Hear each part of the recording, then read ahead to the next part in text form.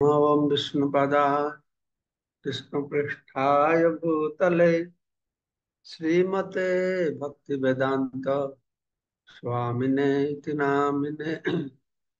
नमस्ते सरस्वती देवे गौरवाणी प्रचारिणे निर्विशेष शून्यवादी पश्चात देशतारिणे वंशाकल्पतरुभश्च कृपा सिन्धुभैव च पतितानां पावनेभ्यो वैष्णवेभ्यो नमो नमः। आजानुलंबित भुजौ कनकाबदातौ संकीर्तनैकपितरौ कमलायताख्यौ विश्वम्भरौ द्विजभरौ जुगधर्मपालौ वन्दे जगत्प्रियकरौ करुणावतारौ चिरददत्त निजगुप्तभीतं स्वप्रेम नामामृतमत्तुतारम् आपामरजविततारं गौरकृष्णजनप्रियतमहं प्रपद्ये। आनन्दलीलामय विग्रहाय हेमावद्दिव्य छविसुन्दराय तस्मै महाप्रेम रसप्रदाय चैतन्यचन्द्राय नमो नमस्ते। जय श्री कृष्ण चैतन्य प्रभु नित्यानंद द्वैत गदाधर शिवासादि श्री गौर भक्त वृंद। हरे कृष्ण कृष्ण कृष्ण हरे हरे, हरे राम राम राम हरे हरे।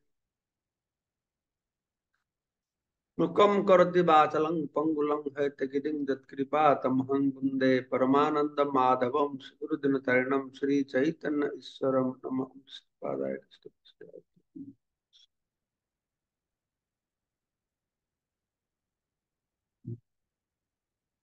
তো আমরা শ্রবণ করছি শ্রী চৈতন্য চরিতামৃত আদিলীলা ষষ্ঠ পরিচ্ছেদ চৈতন্য পঞ্চদশ নিরূপণ সম্পর্কে। তো আমরা শুনলাম যে কিভাবে মহাপ্রভু বৃন্দাবন থেকে ফিরবার সময় কাশী বানারসে 2 মাস অবস্থান করলেন। অবস্থান করে সনাতন গোস্বামীকে বৈষ্ণব ধর্ম সম্পর্কে ভাগবত ধর্ম শিক্ষা দিলেন।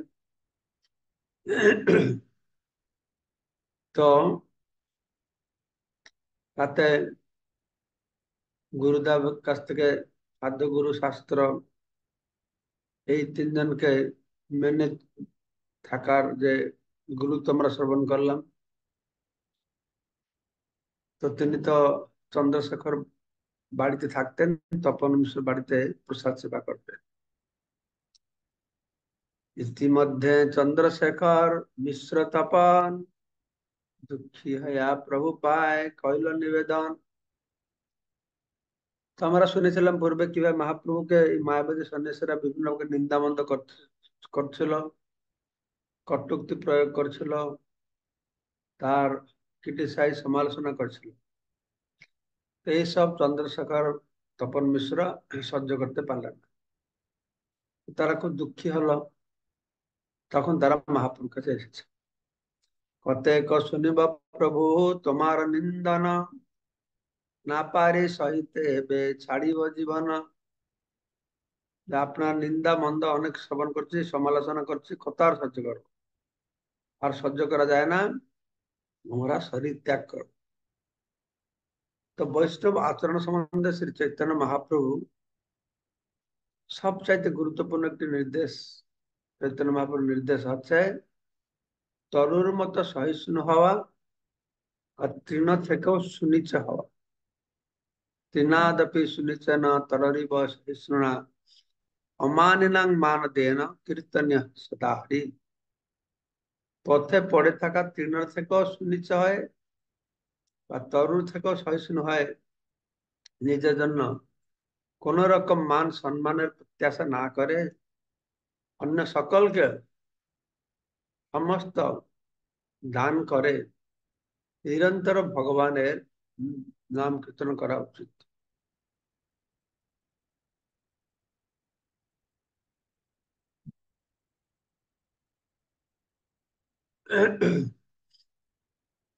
কিন্তু তবুও এই উপদেশ প্রদানকারী শ্রী চৈতন্য মহাপ্রভু দুষ্কৃতিকারী জগাই মাধায়ের অপকর্ম বরদাস্ত করেননি। তারা যখন শ্রী নিত্যানন্দ প্রভুকে আঘাত করে, তখন তিনি তৎক্ষণাৎ ক্রুদ্ধ হয়ে তাদের সংহার করতে উদ্যত হন। শ্রী নিত্যানন্দ প্রভু কৃপার ফলেই কেবল তারা রক্ষা পায়। ব্যক্তিগত আচার আচরণে প্রত্যেকের অত্যন্ত বিনম্র হওয়া উচিত। বৈষ্ণব অত্যন্ত সহনশীল, তিনি ক্রুদ্ধ হন না। কিন্তু কেউ যদি গুরুদেবের নিন্দা করে বা অন্য কোনো বৈষ্ণবের নিন্দা করে, তাহলে তার ক্রোধ আগুনের মতো উদ্দীপ্ত হয়ে উঠে। শ্রী চৈতন্য মহাপ্রভু স্বয়ং তা প্রদর্শন করে গিয়েছেন। বৈষ্ণব নিন্দা কখনো সহ্য করা উচিত নয়। কেউ যদি বৈষ্ণব নিন্দা করে, তাহলে যুক্তি তর্কের দ্বারা তাকে স্তব্ধ করা উচিত। তা করতে না পারলে সেখানেই প্রাণ ত্যাগ করা উচিত। তাও করতে না পারলে সেখান থেকে চলে যাওয়া উচিত। শ্রী চৈতন্য মহাপ্রভু যখন কাশীতে ছিলেন, তখন মায়াবাদী সন্ন্যাসীরা নানাভাবে তার নিন্দা করছিল। কেননা তিনি সন্ন্যাস হওয়া সত্ত্বেও নৃত্য কীর্তন করছিলেন। তপন মিশ্র ও চন্দ্রশেখর সেই সমালোচনা শুনেছিলেন। তারা ছিলেন শ্রী চৈতন্য মহাপ্রভুর মহান ভক্ত, তাই তাদের পক্ষে তা সহ্য করা অসম্ভব হয়ে উঠেছে। তারা মায়াবাদীদের স্তব্ধ করতে পারছিল না। যদি নিন্দামন্দ শ্রবণ করবে, তাহলে যুক্তি দিয়ে তাদেরকে বন্ধ করতে হবে। কিন্তু এখানে এরা নিন্দামন্দ সহ্য করতে পারছে না, যুক্তি দিয়ে স্তব্ধ করতে পারছে না। তারা প্রস্তাব নিয়ে আসলো যে আমরা সহ্য করতে পারছি না, আমরা প্রাণ ত্যাগ করব। তাই তারা শ্রী চৈতন্য মহাপ্রভুর কাছে এই আবেদন করেছেন যে, যেহেতু তারা সেই অসহ্য নিন্দা সহ্য করতে পারছিলেন না, সেহেতু তারা জীবন ত্যাগ করবেন বলে মনস্থ করেছে। তোমার নিন্দয় যত সন্ন্যাসীর গণ, শুনিতে না পারি ফাটে হৃদয় শ্রবণ। এই মায়াবাদী সন্ন্যাসীরা তোমার নিন্দা করে, সে নিন্দার সহ্য হচ্ছে না, সে নিন্দা শ্রবণ করে আমার হৃদয় বিদীর্ণ হয়ে যাচ্ছে। তো এটি হচ্ছে শ্রীকৃষ্ণ ও শ্রী চৈতন্য মহাপ্রভুর প্রতি প্রকৃত প্রেমের প্রকাশ।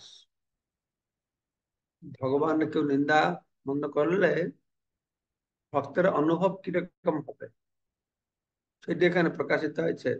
চন্দ্রশেখর, তপন মিশ্র, এই দুজনের আচরণে, এই দুজন যা ভাব প্রকাশ করেছেন তার মাধ্যমে। তিন শ্রেণীর বৈষ্ণব রয়েছেন: কনিষ্ঠ অধিকারী, মধ্যম অধিকারী, উত্তম অধিকারী। কনিষ্ঠ অধিকারী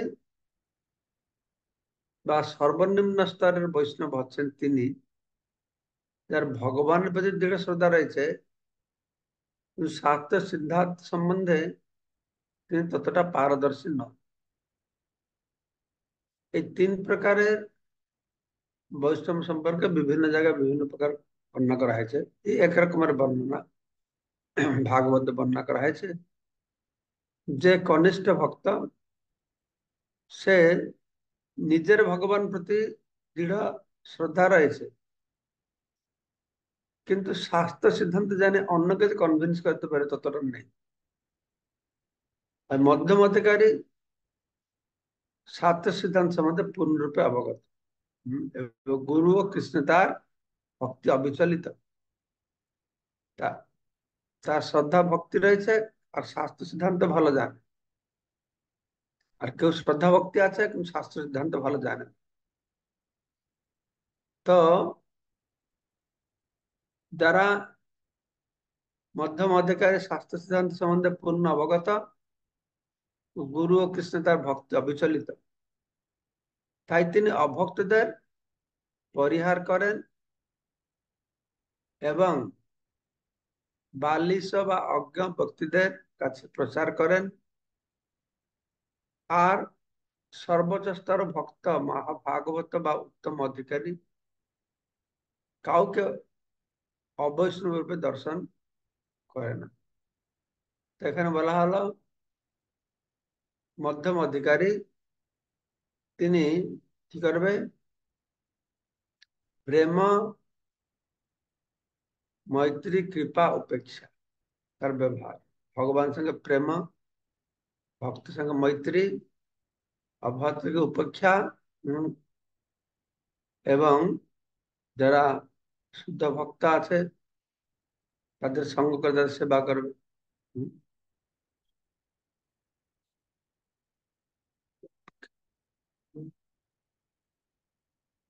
যারা তার সমাজকন্দ ভক্ত আছে তার সাথে মৈত্রী ভাব স্থাপন করবে।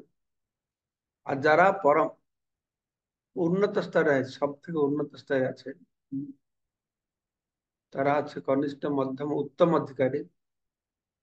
সর্বোচ্চ স্তরে ভক্ত মহাভাগবত উত্তম অধিকারী, তারা এই ফরক দেখবে না। যেরকম মধ্যম অধিকারী পার্থক্য দেখবে, উম, শুদ্ধ ভক্তকে কিরকম ব্যবহার করবে, অসুরদের সঙ্গে কিরকম ব্যবহার করবে, সমাজকন্দ বৈষ্ণবদের একরকম ব্যবহার করবে। তো উত্তম অধিকারী এরকম নেই, সে তো সবাইকে সমানভাবে দেখছে। হ্যাঁ, সবাইকে সমানভাবে দেখবে। তো তার দৃষ্টিতে কেবল তিনি ছাড়া আর সকলেই বৈষ্ণব। হম। উত্তম অধিকারী মনে করে কি, মধ্যম অধিকারী মনে করে কে বৈষ্ণব কে অবৈষ্ণব, কিন্তু উত্তম অধিকারী কি মনে করে যে নিজে ছাড়াই, সে নিজে ছাড়া সব বৈষ্ণব। কিন্তু আমরা কনিষ্ঠ অধিকারী, আমাদের ঠিক অপোজিট। আমরা মনে করি আমি বৈষ্ণব, আর সবার মধ্যে আমরা দোষ দেখি, এ খারাপ, ও খারাপ, ও খারাপ। তো এখানে দেখা গেল এই তুনাদপি সুনিচন মানে আমি সব থেকে নিকৃষ্ট। এটা হচ্ছে শ্রী চৈতন্য মহাপ্রভু তুনাদপি সুনিচন তরিব সহিষ্ণু শ্লোকের সারমর্ম।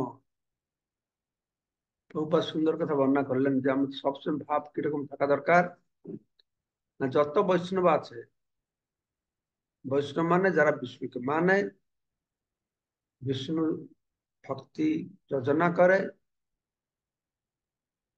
তাদের মধ্যে আমাদের মনে করতে হবে আমি হচ্ছে সব থেকে, হ্যাঁ, মানে আমার ছাড়া আর সব উন্নত বৈষ্ণব। তো উত্তম অধিকারী ভক্তকে প্রচার করার জন্য মধ্যম অধিকারী স্তরে নেমে আসতে হবে। কেননা প্রচারক কখনো বৈষম্য নিন্দা সহ্য করতে পারে না। তো যারা উন্নত ভক্ত তাদের ভালো মন্দ বিচার নেই, কিন্তু উন্নত ভক্ত হলেও যেহেতু তারা কে ভক্ত কে ভক্ত বুঝতে পারে না, তাদের প্রচারও করতে পারে না। তাই প্রচার করতে হলে তাদেরকে মধ্যম অধিকারী স্তরে এসে প্রচার করতে হয়, এবং তারা বৈষম্য নিন্দাও সহ্য করতে পারে না। কনিষ্ঠ অধিকারী তো বৈষম্য নিন্দা সহ্য করতে পারে না। তো শাস্ত্র প্রমাণের মাধ্যমে নিন্দুকদের মুখ স্তব্ধ করার ক্ষমতা তাদের নেই, যারা কনিষ্ঠ ভক্ত। তাই এখানে তপন মিশ্র চন্দ্রশেখর আচার্যকে কনিষ্ঠ অধিকারী বলে মনে করা হয়েছে, কেননা তারা কাশীর মায়াবাদী সন্ন্যাসীদের যুক্তি তর্কের দ্বারা পরাস্ত করতে পারেনি। মধ্যম অধিকারী হলে পরাস্ত করতে পারত। তারা শ্রী চৈতন্য মহাপ্রভুর কাছে আবেদন করেছিলেন উপযুক্ত ব্যবস্থা করার জন্য, কেননা তারা সেই সমালোচনা সহ্য করতে পারছিলেন না, অথচ তা বন্ধ করার ক্ষমতাও তাদের ছিল না। সুতরাং তারা বলল যে আমরা প্রাণ ত্যাগ করব। ইহা শুনি রহে প্রভু ঈষৎ হাসিয়া, সেই কালে এক বিপ্র মিলিল হাসিয়া আসিয়া। তপন মিশ্র চন্দ্রশেখর বললো আমরা প্রাণ বিসর্জন করে দেবো, আর সহ্য করা যায় না নিন্দামন্দ। তো মহাপুর কিছু না বলে হাসলেন, আর চুপ করে থাকলেন। আর সেই সময় মহাপুরুষকে সাক্ষাৎ করবার জন্য সেখানকার একজন ব্রাহ্মণ এসেছেন। তাৎপর্য প্রভুপাদ বলছেন, যেহেতু নিন্দুকেরা মহাপুরুষ নিন্দা করছিল, এই মহাপুরুষ তাতে দুঃখ অনুভব করেননি, বরং তিনি ঈষৎ হাস্য করেছিলেন। এটি হচ্ছে আদর্শ বৈষ্ণব আচরণ। নিজের সমালোচনা বা নিন্দা শুনে ক্রুদ্ধ হওয়া উচিত নয়। তবে যদি অন্য কোনো বৈষ্ণবের নিন্দা করা হয়, তাহলে তা পূর্বোক্ত উপায়ে বন্ধ করার জন্য তৎক্ষণাৎ সচেষ্ট হতে হয়। শ্রী চৈতন্য মহাপ্রভু তার শুদ্ধ ভক্ত তপন মিশ্র চন্দ্রশেখরের প্রতি অত্যন্ত কৃপাময় ছিলেন। তাই তারই ইচ্ছার প্রভাবে সেই ব্রাহ্মণ তখন সেখানে এসে উপস্থিত হয়েছিল। তার ভক্তদের সন্তুষ্টি বিধানের জন্য সর্বশক্তিমান ভগবান এই অবস্থার সৃষ্টি করেছিলেন। যেহেতু তপন মিশ্র চন্দ্রশেখর মনে দুঃখ পাচ্ছেন, নিন্দা বন্ধ করছে, যে কি করবে, মহাপুর কাছে এসে কমপ্লেন করছে, মহাপুর হেসে চুপ করে থাকবে। তো সমাধানটা কি? না, মহাপ্রভু অনুপ্রেরণায় একটা ব্রাহ্মণ এসে সেখানে পৌঁছালো, এই সমাধান হবে একটা। তো ব্রাহ্মণ এসে কি করলো, আসি নিবেদন করে চরণ ধরিয়া, এক বস্তু মাগে দেহ প্রসন্ন হইয়া। মহাপ্রভু চরণ কমলকে ধারণ করে বলল, আপনি কৃপা করে একটা বস্তু মাগতে এসেছি, আপনি প্রসন্ন হয়ে আমাকে সে বস্তুটি প্রদান করুন। বৈদিক শাস্ত্রের নির্দেশ দেওয়া হয়েছে, তদ্বিধি প্রণিপাতন পরিপ্রশ্ন সেবয়া। ভগবত গীতায় বলা হয়েছে, অত্যন্ত বিনীত ভাবে মহাত্মার শরণাগত হয়, তদ্বিধি পরিপ্রশ্ন প্রণিপাতন। তো তত্ত্বজ্ঞানী মহাপুরুষদের সঙ্গে উদ্ধত ভাবে তর্ক করা উচিত নয়। তর্কের মাধ্যমে আমরা ভগবানকে জানতে পারবো না। তর্ক যথার্থ বৈষ্ণবের লক্ষণ নয়। তর্ক বৈষ্ণবের অলংকার নয়। নম্র বিনয়ের সঙ্গে সদ্গুরুর কাছে গিয়ে প্রশ্ন করতে হবে। তদ্বিধি প্রণিপাতেন পরিপ্রশ্নেন সেবয়া। তখন উপদেক্ষন্তে তে জ্ঞানং জ্ঞানিন। প্রত্যক্ষদর্শী জ্ঞানীরা এই প্রকার উপযুক্ত ব্যক্তিকে তত্ত্বজ্ঞান দেবে, বা এই প্রকার উপযুক্ত মনোভাব নিয়ে গেলে আমরা তত্ত্বজ্ঞান লাভ করতে পারবো। তাই উদ্ধত ভাবে তর্ক করা উচিত নয়। পক্ষান্তরে অত্যন্ত বিনীত ভাবে ঐকান্তিক শ্রদ্ধা সহকারে প্রশ্ন করার মাধ্যমে তাদের শরণাগত হতে হয়। চৈতন্য মহাপ্রভু আছেন একজন আদর্শ শিক্ষক। তিনি আচরণকে সবকিছু শিক্ষা দিয়ে গেছেন। মহাপ্রভু এসেছেন আপনে আচার্য ধর্ম জীবের শিক্ষা।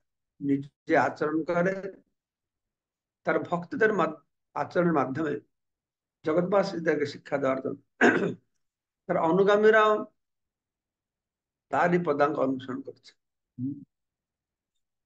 সেভাবে আচরণ করে তারা জগৎবাসীদেরকে শিক্ষাদান করছেন মহাপ্রভু পদাঙ্ক অনুসরণ করে নিজে আচরণের মাধ্যমে।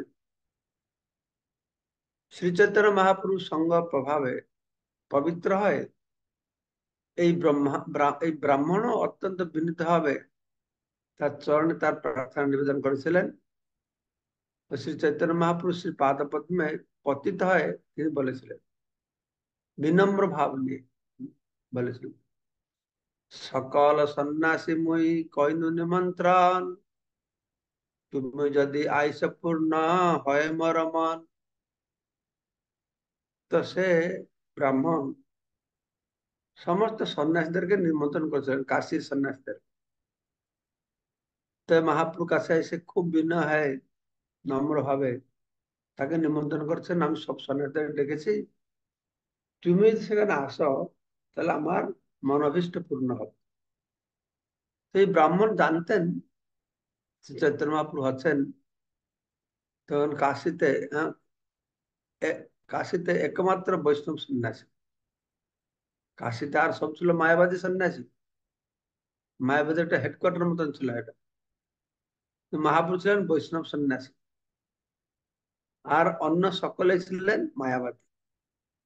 গৃহস্থদের কর্তব্য হচ্ছে কখনো কখনো সন্ন্যাসীদের গৃহে নিমন্ত্রণ করে ভোজন করার। এই গৃহস্থ ব্রাহ্মণ সকল সন্ন্যাসীদের তার বাড়িতে নিমন্ত্রণ করতে চেয়েছিলেন, কিন্তু তিনি জানতেন যে শ্রী চৈতন্য মহাপ্রভুকে নিমন্ত্রণ গ্রহণ করতে স্বীকার করানো অত্যন্ত কঠিন হবে। কেননা মায়াবাদী সন্ন্যাসীরা সেখানে উপস্থিত থাকবে, মায়াবাদী সন্ন্যাসীদের কাছে মহাপ্রভু যাবেন না, যেহেতু কঠিন ব্যাপার। সেজন্য তিনি কি করলেন, খুব নম্র হয়ে তার চরণে পতিত হয়ে অত্যন্ত বিনীত ভাবে তিনি আবেদন করলেন, হ্যাঁ, যে আবেদন করছেন যে তিনি যেন করুণা করে তার নিমন্ত্রণ রক্ষা করেন।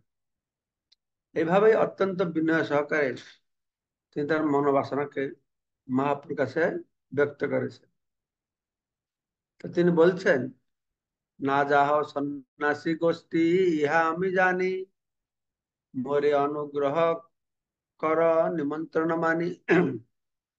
যে আমি জানি আপনি মায়াবাদী সন্ন্যাসীদের সঙ্গ করেন না, যান না, কিন্তু আমি তো সব সন্ন্যাসীদেরকে নিমন্ত্রণ করছি, তা আপনি কৃপা করে আসুন, এই নিমন্ত্রণ স্বীকার করুন।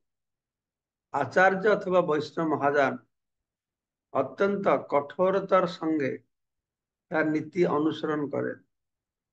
যদিও তিনি বজ্রের মতো কঠোর, তবুও কখনো কখনো তিনি কুসুমের মতো কোমল। প্রকৃতপক্ষে তিনি স্বতন্ত্র, তিনি সমস্ত বিধিনিষেধ অত্যন্ত নিষ্ঠার সঙ্গে পালন করেন, কিন্তু কখনো কখনো তিনি তার নীতি শিথিল করেন। শ্রী চৈতন্য মহাপ্রভু কখনো মায়াবাদী সন্ন্যাসীদের সঙ্গে মেলামেশা করতেন না, তবুও তিনি সেই ব্রাহ্মণের অনুরোধ স্বীকার করেছিলেন, যে কথা পরবর্তী শ্লোকে বর্ণিত হয়েছে। আসলে কথাটা আলাদা। ব্রাহ্মণকে মহাপ্রভু অনুপ্রেরণা করিয়েছেন, তাকে দিয়ে ডাকাচ্ছে। মহাপ্রভু তো মায়াবাদের সন্ন্যাসী ধারে পাশে যেতেন না, মহাপ্রভু তো লক্ষ্য তাকে উদ্ধার করবে, তাদের পাশে গিয়ে না বলে উদ্ধার করবে কি করে? এই ব্রাহ্মণ মাধ্যম দিয়ে মহাপ্রভু কি করেছেন, ওই মায়াবাদী সন্ন্যাসীদের কাছে যাবে। প্রভু আসি নিমন্ত্রণ কইল অঙ্গীকার, সন্ন্যাসীর কৃপা লাগি এ ভঙ্গি তাহার। তিনি হাসতে হাসতে নিমন্ত্রণ স্বীকার করেছেন, কিন্তু আসল উদ্দেশ্যটি কি, না এই সন্ন্যাসীদেরকে তিনি কৃপা করবেন। চৈতন্য মহাপ্রভুকে কাশীর মায়াবাদী সন্ন্যাসীরা নিন্দা করছিল বলে তপন মিশ্র চন্দ্রশেখর মহাপ্রভু চরণে তাদের মনোকষ্ট ব্যক্ত করে আবেদন করেছিলেন। তা শুনে চৈতন্য মহাপ্রভু কেবল হেসেছিলেন, তবুও তিনি তার ভক্তদের মনোবাঞ্ছা পূর্ণ করতে চেয়েছিলেন। তো সেই সুযোগ এলো যখন সে ব্রাহ্মণ অন্যান্য সন্ন্যাসীদের সঙ্গে তার গৃহে নিমন্ত্রণ গ্রহণ করতে তাকে অনুরোধ করতে এলেন। এইভাবে অসমর্থ ঐশ্বরিক ক্ষমতা বলেই এই সকল ঘটনা যুগপৎ সংঘটিত হয়েছিল। সে বিপ্র জানেন প্রভু না জান কার ঘরে, তাহার প্রেরণায় তারে অতি আগ্রহ করে। মহাপ্রভু প্রেরণাতেই হয়েছে। হ্যাঁ, ও জানে মহাপ্রভু কোথায় যায় না, তবু খুব আগ্রহ দেখাচ্ছে, না না আসুন আসুন। আর দিনে গেলা প্রভু সে বিপ্র ভবনে, দেখিলেন বসিয়া আছেন সন্ন্যাসীর গণে। তারপরের দিন, যেদিন এই বিপ্র সব সন্ন্যাসীদের নিমন্ত্রণ করেছিলেন তার বাড়িতে, তো সেখানে গেলেন, ব্রাহ্মণের গিয়ে দেখছেন যে সমস্ত কাশীর বড় বড় সন্ন্যাসীরা সেখানে সব বসে আছে। সবা নমস্করি গেলা পাদ প্রক্ষালনে, পাদ প্রক্ষালন করি বসিলা সেই স্থানে। কি করলেন, সব প্রথম সবাইকে প্রণাম করলেন। প্রণামী নিবেদন করে যেখানে সবাইকে পাদ প্রক্ষালন, পা ধোয়েন, সেখানে গিয়েছেন, আর সেইখানে গিয়ে বসে আছে। মহাপুরুষ স্টাইলটা এইরকম নেই, সবার সঙ্গে এইরকম ব্যবহার করেছে। যারা বড় বড় পণ্ডিত, সার্বভৌম ভট্টাচার্য বললো আমি তো মূর্খ, কিছু জানি না। খান 7 দিন চুপ করে শুনলো, তারপরে তাকে ভালো মেডিসিন দিল। এরকম আমার কেশব কাশ্মীর, আমি ছোট ছেলে, ব্যাকরণ ট্যাকরণ পড়াই, আমার বেশি পাণ্ডিত্য নেই, আপনি একটু বলুন, ওনার কাছে শুনি। তো শুনে সব ভুল তার ধরা। প্রকাশানন্দ সরস্বতী কাছে এসেছেন, সেরকম খুব নম্র বিনয় ভাব নেই। আমরা প্রচার করতে গিয়ে খুব অহংকার প্রতিষ্ঠা করতে চেষ্টা করি। তো মহাপ্রভুর কাছ থেকে এই কায়দাটা শিখতে হবে। হুম। খুব কঠিন কায়দা একটা। এখানে যাবে প্রথমে খুব নম্র বিনয় ভাব প্রকাশ করতে হবে, কাউকে পরাস্ত করবার জন্য নয়, কাউকে অপদস্থ করবার জন্য নয়, এইসব ভাব নিয়ে নয়। হম। বিনয় ভাব নিয়ে সেখানে যেতে হবে। মায়াবাদী সন্ন্যাসীদের প্রণতি নিবেদন করার মাধ্যমে সকলের প্রতি শ্রী চৈতন্য মহাপ্রভু বিনয় অত্যন্ত স্পষ্ট হয়ে প্রকাশিত হয়েছে। বৈষ্ণব কখনো কখনো কখনো কার প্রতি অশ্রদ্ধা প্রদর্শন করেন। সুতরাং সন্ন্যাসীদের প্রতি যে তারা অত্যন্ত শ্রদ্ধাপরায়ণ হবেন, সে সম্বন্ধে কোনো সন্দেহ নেই। হুম। কাউকে যখন অশ্রদ্ধা করবে না, সন্ন্যাসীদের কেন অশ্রদ্ধা করবে? শ্রী চৈতন্য মহাপ্রভু শিক্ষা দিয়ে গেছেন, অমানি নাং মান দে না, অমানি মান দে না, সবাইকে মান দে না, সবাইকে সম্মান দান করবে, কিন্তু অমানি, নিজে কখনো সম্মানের প্রত্যাশা করবে না। সন্ন্যাসীর কর্তব্য হচ্ছে সর্বদা খালি পায়ে চলাফেরা করে। তাই তিনি যখন মন্দিরে অথবা ভক্তগোষ্ঠী প্রবেশ করেন, তখন সবার আগে তাকে পাদ প্রক্ষালন করে উপযুক্ত আসন গ্রহণ করতে হয়। ভারতবর্ষে এখনো প্রচলিত রীতি রয়েছে যে জুতো খোলে একটি কোন নির্দিষ্ট স্থানে তা রেখে তারপর পা ধুয়ে খালি পায়ে মন্দিরে প্রবেশ করতে হয়। শ্রী চৈতন্য মহাপ্রভু হচ্ছেন একজন আদর্শ আচার্য। যারা তার পদাঙ্ক অনুসরণ করেন, তাদের কর্তব্য হচ্ছে তিনি আমাদের যে শিক্ষা প্রদান দিয়ে গিয়েছেন, তার অনুসরণ করে ভগবত ভক্তের পন্থা অনুশীলন করা আমাদের উচিত। বসিয়া করিলা কিছু ঐশ্বর্য প্রকাশ, মহাতেজময় বপু কোটি সূর্যাভাস। মহাপুরুষ যেখানে সবাই পা ধুয়েছে সেখানে পা ধুলো, সেখানে বসে পড়লো। আর মাটিতে বসে চৈতন্য মহাপ্রভু তার ঐশ্বর্য প্রকাশ করেছেন। তখন সবাই দেখতে পাচ্ছে, মনে করছে যেন কোটি সূর্য জ্যোতির্ময় শরীর হ্যাঁ প্রকাশ করেছে। চৈতন্য মহাপ্রভু হচ্ছেন পরমেশ্বর ভগবান কৃষ্ণ। কৃষ্ণই চৈতন্য রূপে এসেছেন, তাই তিনি সর্বশক্তিমান। তাই তার পক্ষে কোটি সূর্যের মতো উজ্জ্বল জ্যোতি প্রকাশ করা মোটেই অসম্ভব নয়।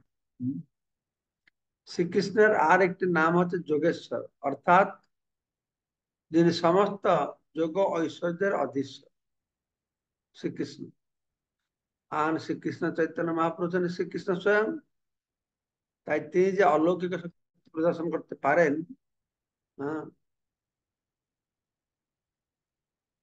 এতে কোনো সন্দেহ নেই। চৈতন্য মহাপ্রভু হচ্ছেন কৃষ্ণ স্বয়ং। তাই তিনি যে কোনো অলৌকিক শক্তি তিনি প্রদর্শন করতে পারবেন। 60 নম্বর শ্লোক পর্যন্ত হয়ে গেল। আগামীকালকে আমরা 61 নম্বর শ্লোক শ্রবণ করব, যে মহাপ্রভুর এই আচরণ দেখে সে কাশীর মায়াবাদী সন্ন্যাসীদের কিভাবে ভাবান্তর হয়েছে। কিভাবে মহাপ্রভু ডেকে বসিয়েছেন, তাদের সঙ্গে আলাপ আলোচনা হয়েছে, এগুলো আগামীকালকে আমরা শ্রবণ করবো। আমি এই 2 দিন ক্লাস দিতে পারলাম না। আমাদের উড়িষ্যা ভক্তরা এখানে এসেছিল পুরীতে, তাদের নিয়ে আমাদের সুন্দর শিক্ষিত উৎসব, গীতা কোর্স প্রোগ্রাম ছিল, সুন্দর প্রোগ্রাম হলো। তো যদি আপনাদের একটা দুটো প্রশ্ন থাকে বা কিছু বলার থাকে বলতে পারে।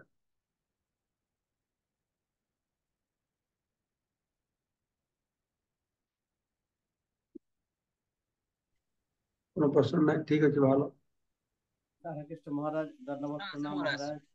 হ্যাঁ, প্রশ্ন মহারাজ আছে, দুজন হ্যান্ড রাইজ করছে।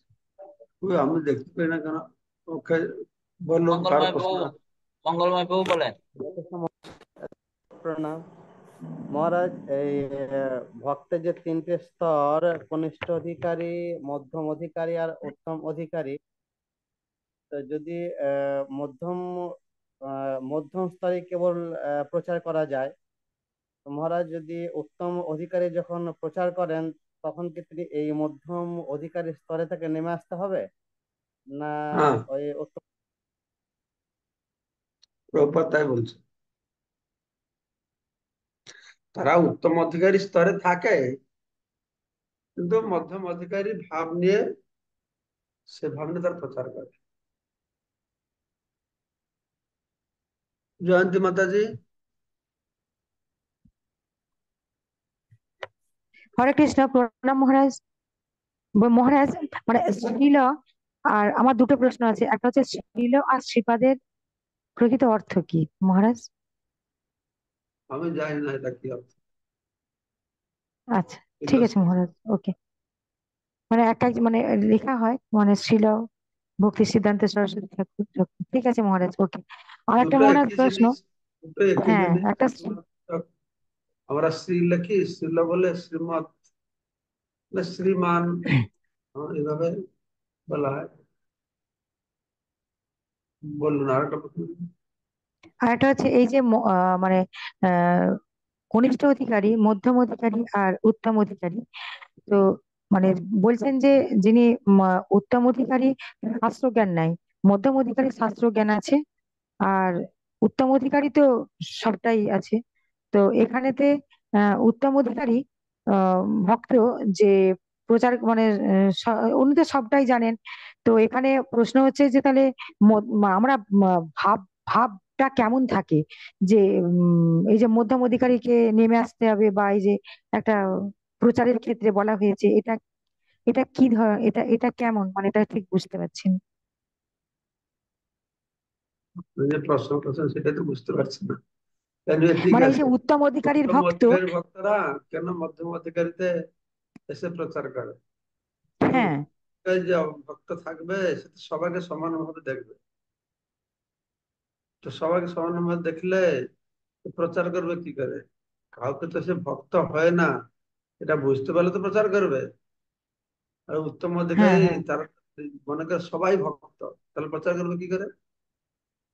সেই জন্য হুম, তারা হুম। উত্তম স্তরে অবস্থিত থেকেও যদি প্রচার করার উদ্দেশ্য থাকে, তাহলে মধ্যম অধিকারীর ভাব নিয়ে তাদেরকে প্রচার করতে হবে। অর্থাৎ মধ্যম অধিকারের মধ্যে এই যে ভগবান, আরো শুদ্ধ ভক্ত, অর্থাৎ সমাজস্কন্দ বা নিরীহ ভক্ত এবং বিদ্বেষী, এই সবার সঙ্গে আলাদা আলাদা ব্যবহার করে। তারা শুদ্ধ ভক্ত পরমহংস, তাদের ব্যবহারটা হবে এই মধ্যম ভক্তের মতো, তা নাহলে প্রচার করতে পারবে। হুম, ঠিক হুম। আছে। হ্যাঁ, হ্যাঁ মহারাজ, ওকে। প্রণাম পূর্ণেশ মহারাজ। পূর্ণেশ গৌর প্রভু।